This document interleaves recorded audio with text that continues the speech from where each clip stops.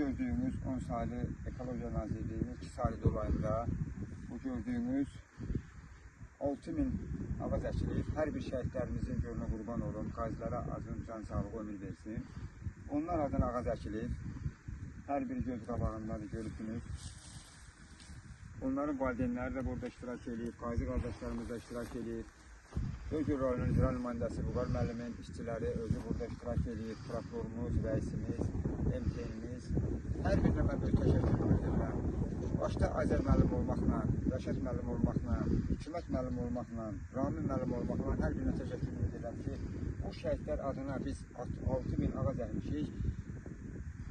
Hər birinə mən uzun ömür can sağlığı arzu edirəm. Allah şəhidlərimizə rəhmət eləsin, Allah sizin ömrünüzdə uzun eləsin ki, bizim bu haqqımızı yerdə qoymadınız, bu gün əzəb çəkdiniz, bu isti havada gəldiniz, bizim əziyyətimizi çəkdiniz. Çox sağ olasınız. Sağ olun, sağ olun.